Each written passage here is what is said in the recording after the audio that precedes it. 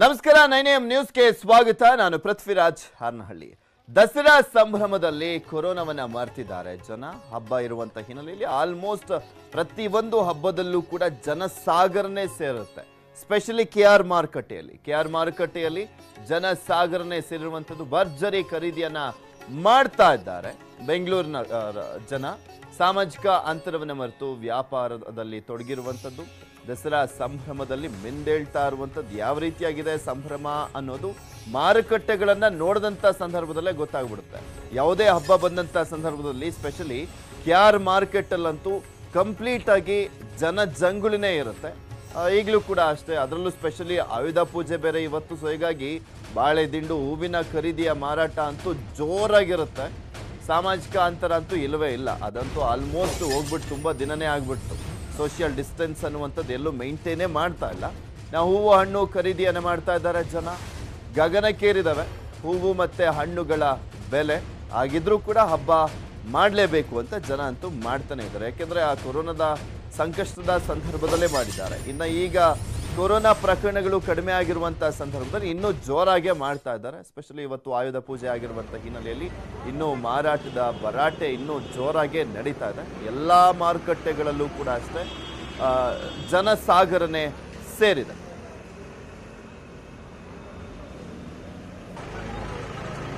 ಇದೆಲ್ಲದ್ರ ಬಗ್ಗೆನೂ ಕೂಡ complete details ಅನ್ನ ನೀಡ್ತಾರೆ ನಮ್ಮ ಪ್ರತಿನಿಧಿ ಆಶಿಕ್. ಕೆಆರ್ ಮಾರ್ಕೆಟ್ ಬಳಿಯಿಂದ ನೇರ ಸಂಪರ್ಕದಲ್ಲಿ ಜಾಯ್ನ್ ಆಗ್ತಾ ಇದ್ದಾರೆ. ಎಸ್ ಆಶಿಕ್, ಹಬ್ಬ ಬಂತಂದ್ರೆ ಸಾಕು ಕೆಆರ್ ಮಾರುಕಟ್ಟೆಯಲ್ಲಿ ಜನಸಾಗರನೇ ಸೇರಿರುತ್ತೆ.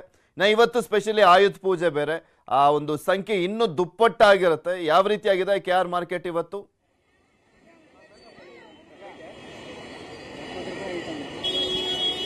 ಹೌದು ಪೃಥ್ವಿ, ಏನು ಆ ಆಯುಧ ಪೂಜೆ ಹಬ್ಬ ಹಿನ್ನೆಲೆಯಲ್ಲಿ ಕೆಆರ್ ಮಾರುಕಟ್ಟೆಯಲ್ಲಿ ಜನ ಜಾತ್ರೆನೇ ನಡೀತಾ ಇದೆ. ಏನು ಕೊರೋನಾ ಬಳಿಕ ವರಮಹಾಲಕ್ಷ್ಮಿ ಹಬ್ಬ ಬಂದಿದ್ರು ಕೂಡ ಇಷ್ಟು ಪ್ರಮಾಣದಲ್ಲಿ ಜನರು ಆ ಒಂದು ವ್ಯಾಪಾರ ಅಂದ್ರೆ ಮಾರುಕಟ್ಟೆಗೆ ಬಂದಿರಲಿಲ್ಲ. ಇವತ್ತು ಕೊರೋನಾ ಬಳಿಕ ಅತಿ ಹೆಚ್ಚು ಜನ ಮಾರುಕಟ್ಟೆಯಲ್ಲಿ ಕಾಣಿಸ್ಕೊಳ್ತಾ ಇದ್ದಾರೆ. ಸುಮಾರು 5-5:30ಗೆ ಶುರುವಾಗಿರುವಂತಹ ವ್ಯಾಪಾರ ವಹಿವಾಟು ಈಗಲೂ ಕೂಡ ಮುಂದುವರಿತಾ ಇರುವಂತದ್ದು.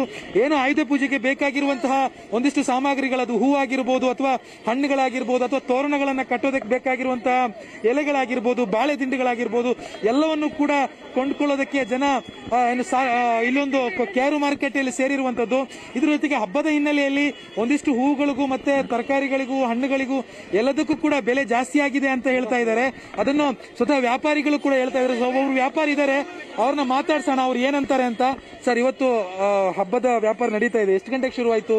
ಹೆಂಗೆ ವ್ಯಾಪಾರ ಇದೆಯಾ? ಜನ ಏನ್ ಹೇಳ್ತಿದ್ದಾರೆ? ಸರ್, ಫಸ್ಟ್ ಎಲ್ಲರಿಗೂ ನಮ್ಮ ದಸರಾ ಹಬ್ಬದ ಎಲ್ಲ ಆರ್ಥಿಕ ಶುಭಾಶಯಗಳು.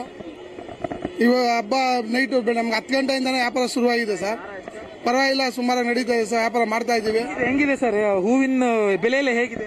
ಹೂವಿನ ಬೆಲೆ ಎಲ್ಲ ನಮ್ಮ ಈ ಪೆಟ್ರೋಲ್ ಬೆಲೆ, ಡೀಸೆಲ್ ಬೆಲೆ ಜಾಸ್ತಿ ಇರೋದ್ರಿಂದ ಎಲ್ಲ ಹೂವು ಎಲ್ಲ ಖರ್ಚು ಬೆಲೆ ಜಾಸ್ತಿ ಆಗಿದೆ. ಖರ್ಚೆಲ್ಲ ಹೂವು ಮಳೆ 5 ದಿವಸ ವಿಪರೀತ ಮಳೆ ಬರೋದ್ರಿಂದ ಎಲ್ಲ ಊದ ಮೇಲೆ ಬಂಡವಾಳ ಹಾಕ್ಬಿಟ್ಟು ಮೇಲೆ ಅದ್ರ ಮೇಲೆ ಭಾರ ಹಾಕ್ಬಿಟ್ಟು ಊದ ಬೆಲೆ ಜನಗಳಿಗೆ ಸಂಕಷ್ಟ ತರಿಸ್ತಾವ್ರು ಅಷ್ಟೇ. ಪೆಟ್ರೋಲ್ ಡೀಸೆಲ್ ಕಮ್ಮಿ ಆದ್ರೆ ಪೃಥ್ವಿ, ಇದಿಷ್ಟು ಏನು ವ್ಯಾಪಾರಿಗಳ ಮಾತು. ಇನ್ನು ನಮ್ಮ ಕ್ಯಾಮರಾಮನ್ ನೂರ್ ಅಹಮದ್ ನಿಮಗೆ ಪ್ಯಾನ್ ಮಾಡಿ ತೋರಿಸ್ತಾರೆ ಯಾವ ರೀತಿಯಾದಂತಹ ಒಂದು ಜನಜಂಗುಳಿ ಇಲ್ಲಿದೆ ಅಂತ. ಒಟ್ಟಾರೆ ಏನು ಆಯುಧ ಪೂಜೆ ಹಬ್ಬ ಹಿನ್ನೆಲೆಯಲ್ಲಿ ಕೊರೋನಾ ಸಂಕಷ್ಟ ಇದ್ರೂ ಕೂಡ ಹಬ್ಬವನ್ನ ಆಚರಣೆ ಮಾಡಬೇಕು ಅಂತ ಜನ ನಿರ್ಧಾರ ಮಾಡಿರುವಂಗೆ ಕಾಣ್ತಾ ಇದೆ. ಇನ್ನೊಂದು ಕಡೆಯಿಂದ ಕೊರೋನಾ ಕೂಡ ಇದೆ. ಅಂದ್ರೆ ಕೊರೋನಾ ಪ್ರಕರಣಗಳ ಸಂಖ್ಯೆ ಕಡಿಮೆ ಇರ್ಬೋದೇನೋ, ಆದ್ರೆ ಇನ್ನು ಮೈಮರಿಯುವಂತಿಲ್ಲ ಅನ್ನುವಂತ ಒಂದು ಟ್ಯಾಕ್ ಅಂದ್ರೆ ಟೆಕ್ನಿಕಲ್ ಅಡ್ವೈಸರಿ ಕಮಿಟಿ ಏನಿದೆ ಅವರು ಕೂಡ ಹೇಳಿರುವಂತದ್ದು. ಇಲ್ಲಿ ಮಾರ್ಷಲ್ಸ್ಗಳು ಕೂಡ ತಮ್ಮ ಒಂದು ಸರ್ವೆಯನ್ನು ಕೂಡ ಹಾಕಿದ್ದಾರೆ. ಯಾರು ಮಾಸ್ಕ್ ಹಾಕಿಲ್ಲ ಅವರಿಗೆ ಪ್ರತ್ಯೇಕವಾಗಿ ದಂಡವನ್ನು ವಿಚ್ಚುವಂತ ಕೆಲಸವನ್ನು ಕೂಡ ಬಿಬಿಎಂಪಿ ಕಡೆಯಿಂದ ಆಗ್ತಾ ಇದೆ. ಇನ್ನೊಂದು ಕಡೆಯಿಂದ ಟ್ರಾಫಿಕ್ ಜಾಮ್ ಕೂಡ ಆಗಿರೋದ್ರಿಂದ ಸಂಚಾರಿ ಪೊಲೀಸರು, ಸಿಟಿ ಮಾರ್ಕೆಟ್ ಸಂಚಾರಿ ಪೊಲೀಸರು ಕೂಡ ಜನರನ್ನ ಮತ್ತೆ ವಾಹನವನ್ನ ನಿಯಂತ್ರಣ ಮಾಡೋದಕ್ಕೆ ಹರಸಾಹಸವನ್ನ ಪಡ್ತಾ ಇದ್ದಾರೆ.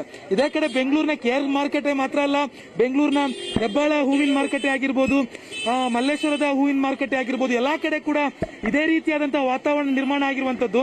ಇನ್ನೊಂದು ಕಡೆಯಿಂದ ಇವತ್ತು ಆಯುಧ ಪೂಜೆ ಆಗಿರೋದ್ರಿಂದ ತಮ್ಮ ವಾಹನಗಳಿಗೂ ಕೂಡ ಒಂದು ವಿಶೇಷವಾಗಿರುವಂತಹ ಒಂದು ಪೂಜೆಯನ್ನು ಮಾಡಿಸೋದಕ್ಕೂ ಕೂಡ ಜನ ಮುಂದಾಗಿರುವಂತದ್ದು. ಪೃಥ್ವಿ, ಓಕೆ, ಥ್ಯಾಂಕ್ ಯು ಆಶಿಕ್ ನಿಮ್ಮೆಲ್ಲ ಡೀಟೇಲ್ಸ್ಗಾಗಿ.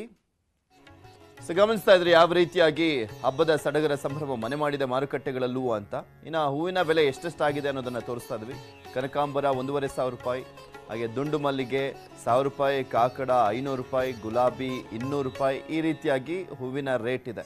ಪ್ರತಿಯೊಂದು ರೇಟು ಕೂಡ ಪ್ರತಿನಿತ್ಯ ಜಾಸ್ತಿ ಆಗ್ತಾ ಇರುವಂಥ ಹಿನ್ನೆಲೆಯಲ್ಲಿ ಈ ರೇಟ್ಗಳು ಕೂಡ ಅಷ್ಟೇ ಹಬ್ಬದ ಸಂಭ್ರಮದಲ್ಲಿ ಸಹಜವಾಗಿ ಜಾಸ್ತಿ ಆಗುತ್ತೆ. ಪೆಟ್ರೋಲು ಡೀಸೆಲ್ ರೇಟ್ ಜಾಸ್ತಿ ಆಗಿರುವಂಥದ್ದು ಪ್ರತಿಯೊಂದರ ಮೇಲೂ ಕೂಡ ಪರಿಣಾಮ ಬೀರ್ತಾನೆ ಇದೆ. ಇನ್ನು ಹಬ್ಬದ ಸಂದರ್ಭದಲ್ಲಿ ಈ ಹೂವಿನ ಬೆಲೆ ಅಂತೂ ಹೇಳಂಗೆ ಇಲ್ಲ. ಯಾಕೆಂದ್ರೆ ಆಯುಧ ಪೂಜೆ ಅಂತ ಬಂದಂಥ ಸಂದರ್ಭದಲ್ಲಿ ಎಲ್ಲ ಗಾಡಿಗಳಿಗೂ ಕೂಡ ಹೂವಿನ ಅಲಂಕಾರವನ್ನ ಮಾಡುವಂತ ಹಿನ್ನೆಲೆಯಲ್ಲಿ ಈ ಹೂವಿನ ರೇಟ್ ಅಂತೂ ಗಗನಕ್ಕೇರೇ ಏರಿರುತ್ತೆ. ಸೊ ಅದರ ರೇಟ್ ಎಷ್ಟೆಷ್ಟಿದೆ ಅನ್ನೋದನ್ನ ನಿಮಗೆ ತೋರಿಸ್ತಾ ಇದ್ದೀವಿ. ಮೈಸೂರಿನಲ್ಲಿ ದಸರಾ ಸಂಭ್ರಮ ಕಳೆಕಟ್ಟಿದೆ. ಇವತ್ತು ಅರಮನೆಯಲ್ಲಿ ಆಯುಧ ಪೂಜೆ ನಡೀತಾ ಇದೆ. ಬೆಳಗ್ಗೆ 5:30ಕ್ಕೆ ಆಯುಧ ಪೂಜೆಯ ವಿಧಿವಿಧಾನಗಳು ಶುರುವಾಗಿರುವಂಥದ್ದು. ಅರಮನೆ ಸೋಮೇಶ್ವರ ದೇಗುಲದಲ್ಲಿ ಇಂದು ಪಟ್ಟದ ಆನೆ, ಕುದುರೆ, ಒಂಟೆ, ಹಸುಗಳಿಗೆ ಪೂಜೆಯನ್ನ ನೆರವೇರಿಸಲಾಗ್ತಾ ಇದೆ. ನಂತರ ಅರಮನೆ ಕಾರುಗಳಿಗೆ ಪೂಜೆಯನ್ನು ಸಲ್ಲಿಸಲಾಗುತ್ತೆ. ಬೆಳಗ್ಗೆ 11:02ರಿಂದ 11:22ರ ಶುಭ ಮುಹೂರ್ತದಲ್ಲಿ ಅರಮನೆಯಲ್ಲಿ ಯದುವೀರ್ ಪಟ್ಟದ ಆಯುಧಗಳಿಗೆ ಪೂಜೆಯನ್ನ ಸಲ್ಲಿಸಲಿದ್ದಾರೆ.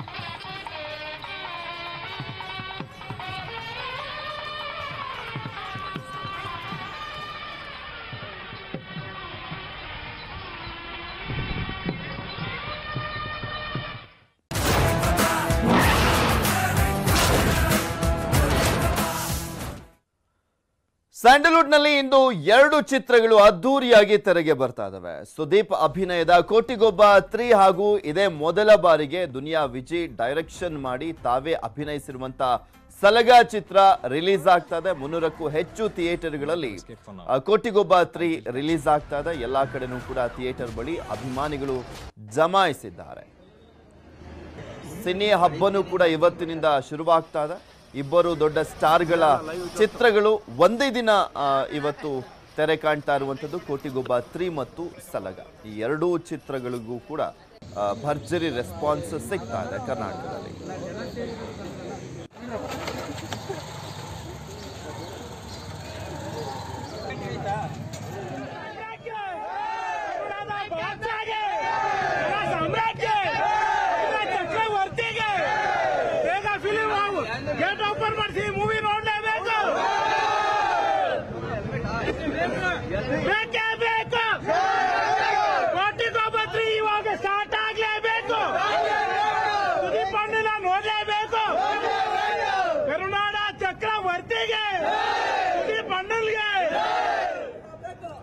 ನೋಡ್ತಾ ಇದ್ದೀರಾ, ಸುದೀಪ್ ಅಭಿಮಾನಿಗಳು ಈಗ ಆಲ್ರೆಡಿ ಜಮಾಯಿಸಿದ್ದಾರೆ ಚಿತ್ರಮಂದಿರಗಳ ಮುಂದೆ. ಕೆಲವೊಂದು ಕಡೆ ಇನ್ನೂ ಕೂಡ ಆರಂಭವಾಗಿಲ್ಲ ಚಿತ್ರ ಪ್ರದರ್ಶನ. ಸೊ ಹೀಗಾಗಿ ಆಗ್ರಹಿಸ್ತಾ ಇದ್ದಾರೆ ಬೇಗ ಆರಂಭ ಆಗಬೇಕು ಅಂತ. ಇನ್ನು ಕೆಲವೊಂದು ಕಡೆ ಅಂತೂ ಈಗ ಆಲ್ರೆಡಿ ಆರಂಭವಾಗಿದೆ. ಅತ್ಯುತ್ತಮವಾದಂಥ ರೆಸ್ಪಾನ್ಸ್ ಕೂಡ ಸಿಕ್ಕಿರುವಂಥದ್ದು 2 ಚಿತ್ರಕ್ಕೂ. ಈ ಅಂಡರ್ ವರ್ಲ್ಡ್ ಮಾತ್ರ ಕೆಂಪು ಕಲರ್ ಅಲ್ಲಿ ಇರುತ್ತೆ.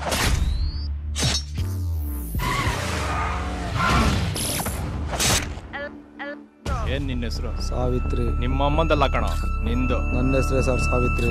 ರೆಸ್ಪೆಕ್ಟ್ ಕೊಡ್ಬೇಕು ನನ್ನ ಮಕ್ಕಳ ನಿಮ್ಗಳಿಗೆ ಚಪ್ಪಲಿ ಕಿತ್ತೋಗೋ ತನಕ ಹೊಡೆಯೋದು.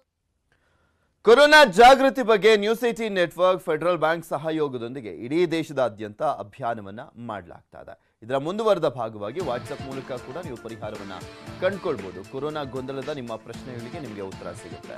ಸ್ಯಾನಿಟೈಸರ್ ಬಳಸುವಂಥದ್ದು ಅಪಾಯಕಾರಿನ, ಲಸಿಕೆಯನ್ನು ಹಾಕಿಸ್ಕೊಂಡ್ರೆ DNA ಬದಲಾಗುತ್ತಾ, ಈ ರೀತಿಯಾಗಿ 10 ಹಲವು ಪ್ರಶ್ನೆಗಳು ಸಾಕಷ್ಟು ಜನರಲ್ಲಿ ಕಾಡ್ತಾ ಇದೆ. ಇದಕ್ಕೆ ಉತ್ತರ ಬೇಕು ಅಂದ್ರೆ ನಮ್ಮ ವಾಟ್ಸ್ಆಪ್ ನಂಬರ್ಗೆ ಮೆಸೇಜ್ ಅನ್ನ ಮಾಡಿ. ನಮ್ಮ ವಾಟ್ಸ್ಆಪ್ ನಂಬರ್ 7977773753.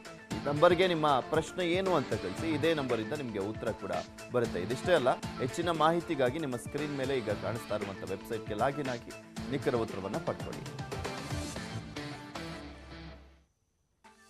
ಮತ್ತಷ್ಟು ಸುದ್ದಿಯನ್ನು ನಿಮ್ಮ ಮುಂದೆ ಇಡ್ತಾ ಹೋಗ್ತೀನಿ, ಆದರೆ ಅದಕ್ಕೂ ಮುಂಚೆ ಒಂದು ಸ್ಮಾಲ್ ಬ್ರೇಕ್.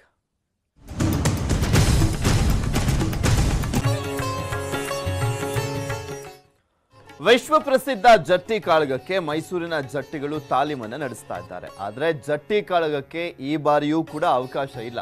ಕೊರೋನಾದಿಂದಾಗಿ ಕಳೆದ 2 ವರ್ಷದಿಂದಲೂ ಕೂಡ ಈ ಕಾಳಗ ಜರುಗಿಲ್ಲ. ಕೊನೆ ಗಳಿಗೆಯಲ್ಲಾದರೂ ಕೂಡ ಅವಕಾಶ ಸಿಗಬಹುದಾ ಎಂಬ ನಿರೀಕ್ಷೆಯಲ್ಲಿ ಜಟ್ಟಿಗಳು ತಾಲೀಮನ್ನ ನಡೆಸ್ತಾ ಇದ್ದಾರೆ. ಕಳೆದ ವರ್ಷನೂ ಕೂಡ ನಡೆದಿರಲಿಲ್ಲ, ಈ ವರ್ಷನೂ ಕೂಡ ಮಾಡಲಾಗ್ತಾ ಇಲ್ಲ ಜಟ್ಟಿ ಕಾಳಗವನ್ನ. ಯಾಕೆಂದ್ರೆ ಕೊರೋನಾದ ಹಿನ್ನೆಲೆಯಲ್ಲಿ ಅದಕ್ಕೆ ಬ್ರೇಕ್ ಬಿದ್ದಿದೆ. ಆದರೂ ಕೂಡ ತಾಲೀಮನ್ನ ಮಾಡ್ತಾ ಇದ್ದಾರೆ. ಎಲ್ಲೋ ಒಂದ್ ಕಡೆ ಅವಕಾಶ ಸಿಗಬಹುದೇನೋ ಅನ್ನುವಂಥ ನಿರೀಕ್ಷೆಯಲ್ಲಿದ್ದಾರೆ ಜಟ್ಟಿಗಳು.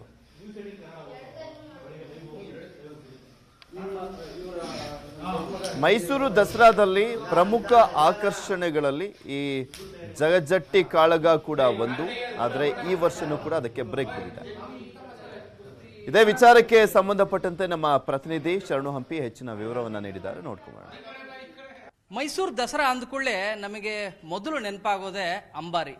ಆ ನಂತರ ಪ್ರಮುಖವಾಗಿ ಮತ್ತೊಂದು ನೆನಪಾಗೋದಂದ್ರೆ ಕುಸ್ತಿ ಪಂದ್ಯಾವಳಿಗಳು. ಪ್ರತಿ ಉತ್ಸವದಲ್ಲೂ ಕೂಡ ಕುಸ್ತಿ ಪಂದ್ಯಾವಳಿಗಳು ನಡೆಯುತ್ತೆ. ಆದರೆ ಈ ಮೈಸೂರು ದಸರಾದಲ್ಲಿ ಮಾತ್ರ ಒಂದು ವಿಶೇಷವಾದಂತಹ ಕಾಳಗ ಆಗತ್ತೆ. ಅದು ಕುಸ್ತಿಯ ರೀತಿ ಇರುತ್ತೆ, ಅದು ಜಟ್ಟಿ ಕಾಳಗ. ಆ ಜಟ್ಟಿ ಕಾಳಗ ಹೇಗಿರುತ್ತೆ ಮತ್ತು ಇಲ್ಲಿ ನಾವು ಈಗ ಗರಡಿ ಮನೆಯಲ್ಲಿದ್ದೀವಿ, ಹೇಗೆ ಇಲ್ಲಿ ಪ್ರಾಕ್ಟೀಸ್ ಸೆಷನ್ ನಡೀತಾ ಇದೆ ಅನ್ನೋದು ಕೂಡ ನಾವು ತೋರಿಸ್ತಾ ಬರ್ತಿದ್ದೀವಿ. ಈಗಾಗಲೇ ಕಳೆದ 2 ವರ್ಷದಿಂದ ಕರೋನಾ ಕಾರಣಕ್ಕಾಗಿ ಯಾವುದೇ ರೀತಿಯಾಗಿ ಕುಸ್ತಿ ಪಂದ್ಯಾವಳಿಗಳು ಇಲ್ಲಿ ನಡೆದಿಲ್ಲ. ಯಾಕಂದ್ರೆ ಕರೋನಾದ ಮಾರ್ಗಸೂಚಿಗಳನ್ನ ಪಾಲನೆ ಮಾಡೋದು ಬಹಳ ಕಷ್ಟ ಆಗತ್ತೆ ಅಂತ ಹೇಳಿ ಈ ವರ್ಷ ಸಾಕಷ್ಟು ನಿರೀಕ್ಷೆಯನ್ನ ಇಟ್ಕೊಂಡಿದ್ರು ಮೈಸೂರಿನಲ್ಲಿರುವಂತ ಈ ಗರಡಿಯ ಹುಡುಗರು. ಸಣ್ಣ ಹುಡುಗರಿಂದ ಹಿಡಿದು ವಯೋಮಿತಿ ಅಂದ್ರೆ ದೊಡ್ಡರು ಕೂಡ, ವಯಸ್ಕರು ಕೂಡ ಸಾಕಷ್ಟು ರೀತಿಯಾದಂತಹ ಪ್ರಯತ್ನಗಳನ್ನ ಮತ್ತು ತಯಾರಿಗಳನ್ನೆಲ್ಲವನ್ನು ಕೂಡ ನಡೆಸ್ಕೊಳ್ತಾ ಇದ್ರು. ಇದರಲ್ಲಿ ಇನ್ನೊಂದು ಪ್ರಮುಖ ವಿಚಾರ ಅಂತಂದ್ರೆ ಕುಸ್ತಿ ಪಂದ್ಯಾವಳಿಗಳು ಎಲ್ಲ ಉತ್ಸವದಲ್ಲಿ ನಡೆಯುತ್ತೆ. ಆದ್ರೆ ಮೈಸೂರು ದಸರಾದಲ್ಲಿ ಅರಮನೆಯ ಅರಸರ ಮುಂದೆ ಮಾತ್ರ ನಡೆಯುವಂತ ಜಟ್ಟಿ ಕಾಳಗ ಏನಿದೆ, ವಜ್ರ ಮುಷ್ಟಿ ಕಾಳಗ ಏನಿದೆ, ಅದು ಬಹಳ ಅಂದ್ರೆ ಬಹಳ ಫೇಮಸ್. ಇಡೀ ವಿಶ್ವದಲ್ಲಿ ಎಲ್ಲೂ ಕೂಡ ಆ ರೀತಿಯಾದಂತ ಕಾಳಗ ನಡೆಯೋದಿಲ್ಲ. ಅಂತ ಕಾಳಗ ಕಳೆದ 2 ವರ್ಷಗಳಿಂದನೂ ಕೂಡ ಆಗಿಲ್ಲ. ಅಂತ ಕಾಳಗದಲ್ಲಿ ಭಾಗವಹಿಸಿದವರು ನಮ್ಮ ಜೊತೆಗಿದ್ದಾರೆ. ಸರ್, ಲಾಸ್ಟ್ ಇಯರ್ ಕೂಡ ಅರಮನೆ ಒಳಗಡೆ ನಡೆಯುವಂತ ವಜ್ರಮುಷ್ಟಿ ಕಾಳಗ ಆಗ್ಲಿಲ್ಲ. ಈ ವರ್ಷನೂ ಕೂಡ ಆಗತ್ತೆ ಅಂತ ನಿರೀಕ್ಷೆ ಇಟ್ಕೊಂಡಿದ್ರು. ಬಹಳ ನಿರೀಕ್ಷೆ ಮಾಡಿಕೊಂಡು ಈ ವರ್ಷನೂ ಆಯ್ತದೆ ಅಂತ. ಹೋದ ವರ್ಷನೂ ನಿರೀಕ್ಷೆ ಮಾಡಿ ಚೆನ್ನಾಗಿ ಎಲ್ಲ ಮಾಡ್ಕೊಂಡಿದ್ವು.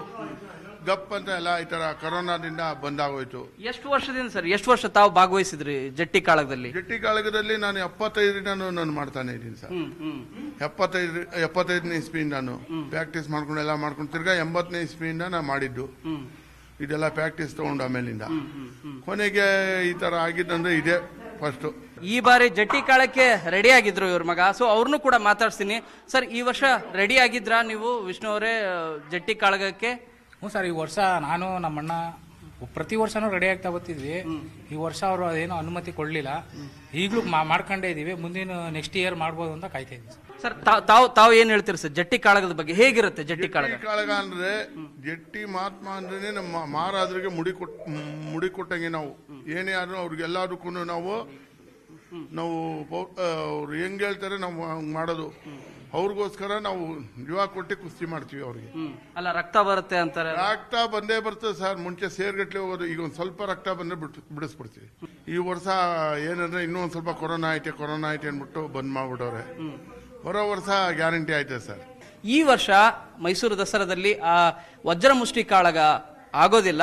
ಸೊ ಮುಂದಿನ ವರ್ಷ ಆದ್ರೂ ಕೂಡ ಆಗ್ಲಿ, ಆ ಮೂಲಕ ಆದ್ರೂ ನಾವು ಪ್ರತಿ ವರ್ಷ ಮಾಡ್ಕೊಂಡು ಬಂದಂತ ಪರಂಪರೆ ಏನಿದೆ, ಆ ಪಂದ್ಯಾವಳಿ ಏನಿದೆ, ಆ ಕುಸ್ತಿ ಪಂದ್ಯದ ರೀತಿ ಇದ್ರೂ ಕೂಡ ಅದರಿಂದ ಅಲ್ಲಿ ಆಗುವಂತ ರೋಮಾಂಚನಕಾರಿ ವಿಷಯ ಏನಿದೆ, ಆ ಪ್ರಸಂಗ ಏನಿದೆ, ಅದರಲ್ಲಿ ಭಾಗವಹಿಸಲಿಕ್ಕೆ ನಾವು ರೆಡಿ ಇದ್ದೇವೆ ಅನ್ನೋ ಮಾತನ್ನ ಹೇಳ್ತಾ ಇದ್ದಾರೆ. ಮೈಸೂರಿನಿಂದ ಕ್ಯಾಮರಾ ಪರ್ಸನ್ ರಾಯ್ಡು ಜೊತೆ ಶರಣು ಹಂಪಿ, ನ್ಯೂಸ್ 18 ಕನ್ನಡ. ಮತ್ತಷ್ಟು ಸುದ್ದಿಯನ್ನು ನಿಮ್ಮ ಮುಂದೆ ಇಡ್ತಾ ಹೋಗ್ತೀನಿ. ಆದರೆ ಅದಕ್ಕೂ ಮುಂಚೆ ಒಂದು ಸ್ಮಾಲ್ ಬ್ರೇಕ್ ಹೋಗ್ಲಿಕ್ಕೂ ಮುನ್ನ ನಿಮ್ಮ ಗಮನಕ್ಕೆ ದೇಶದ ಎಲ್ಲರಿಗೂ ಕೂಡ ಕೊರೋನಾ ವ್ಯಾಕ್ಸಿನ್ ಸಿಗಬೇಕೆಂಬುದು ನೆಟ್ವರ್ಕ್ 18ನ ಆಶಯ. ಫೆಡರಲ್ ಬ್ಯಾಂಕ್ ಅಪೋಲೋ ಸಹಯೋಗದೊಂದಿಗಿನ ನೆಟ್ವರ್ಕ್ 18ನ ಈ ಆಶಯಕ್ಕೆ ದೇಶವ್ಯಾಪಿ ಬಲ ಸಿಕ್ಕಿದೆ. ಎಲ್ಲರಿಗೂ ವ್ಯಾಕ್ಸಿನ್ ಅನ್ನುವಂಥ ಜಾಗೃತಿ ಮೂಡಿದೆ.